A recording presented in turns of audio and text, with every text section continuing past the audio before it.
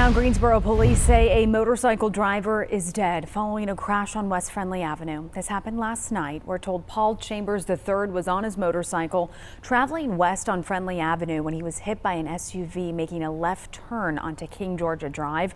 Police say Chambers died at that scene. The driver of the SUV was taken to the hospital for treatment. Investigators say the motorcycle speed was a factor in this collision. A man charged in Greensboro's 5th homicide of the year is set to face a judge this afternoon. Police say this man, Laquan Nora, shot and killed 61-year-old Jimmy Neve yesterday on East Carteret Street. Investigators say witnesses identified the shooter as Nora, and he was taken into custody a short distance away. The 24-year-old is facing first-degree murder and other charges and is currently in the Guilford County Jail with no bond. In less than 2 hours today, Greensboro City Manager is set to talk about preparations for the city's incoming police chief. Cameron Afzal will begin his duties on May 13th. And now we are hearing from the incoming chief from his office in Dayton, Ohio. Our Kenny Beck shares more on his goals and priorities. We as police deal with symptoms of the larger societal issues, and then we can address immediately what those issues might be, but long-term and addressing them in a manner that will make them go away. It requires a holistic approach.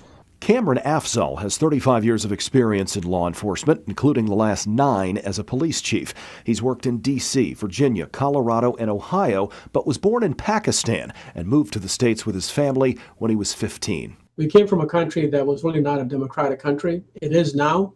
The military still have a lot of influence, so the democratic values of our society are very important, where all of us are answerable to someone. You know, there are no kings in our country. I'm not here to police anybody. I'm here to serve people. We just do it through a profession called policing. Afzal says he has no prior ties to the state of North Carolina and understands that as an outside hire, he will need to earn the respect of the department and the community. Trust is what creates legitimacy. And that is not earned by any words I'm going to tell you today. It's earned by consistent action. The fact that they were internal candidates, I think, is actually a great thing, because that just shows that you have talent.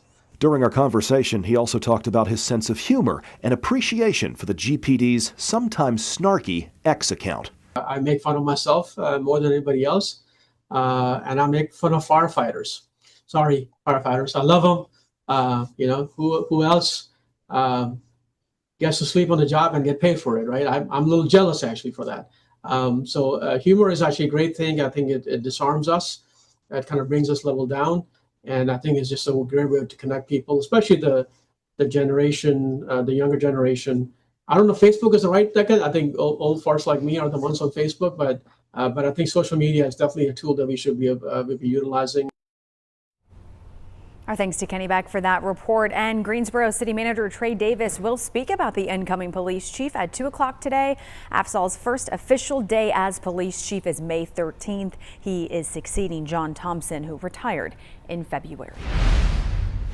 Now to Rockingham County. The attorney for one of the men charged in a deadly shooting in Eden says his client acted in self-defense. Daniel Woods Jr. is facing a count of second-degree murder in the death of Antirian Spencer. In court, Woods' lawyer said his client and 2 other people, including Spencer, were meeting for a sale of Apple iPods. The attorney said that's when Spencer pulled out a gun and tried to rob Woods. His attorney says his client dropped the items and then ran away, but then pulled out his own gun and shot Spencer, who later died at the hospital. Deputies say Tristan Giles and Sincere Jamison are both facing drug and weapons charges in connection to this case. Turning now to the Iran war. Just days into the ceasefire, it's already proving to be fragile. President Donald Trump appeared to cast doubt on its effectiveness Thursday, saying on social media, quote, Iran is doing a very poor job, dishonorable, some would say, of allowing oil to go through the Strait of Hormuz. Rachel Hersheimer joins us now from our Washington bureau with more on what we can expect. Rachel. The White House says Vice President J.D. Vance will lead the delegation to try and end this war through diplomacy. He'll be joined by Special Envoy Steve Witkoff and the president's son-in-law Jared Kushner in Pakistan. What could hold up any sort of concrete resolution is Israel's war against the Iranian-backed militant group Hezbollah in Lebanon. This war has staggered progress between the U.S. and Iran after Israel continued to launch strikes on Lebanon hours after the ceasefire agreement was announced, leading to Iran closing the Strait of Hormuz. Israel's Prime Minister Benjamin Netanyahu insists their war against Lebanon was not included in the U.S.-Iran ceasefire, but on Thursday he said he authorized direct negotiations with Lebanon as soon as possible. I instructed the cabinet to begin direct negotiations with Lebanon in order to achieve two goals. One, the disarmament of Hezbollah, and the second, a historic, sustainable peace agreement between Israel and Lebanon.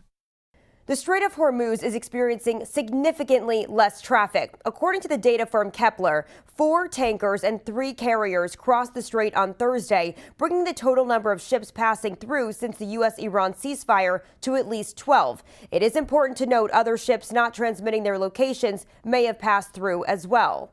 We typically saw more than 100 ships pass through the Strait of Hormuz prior to February 28th when the war began.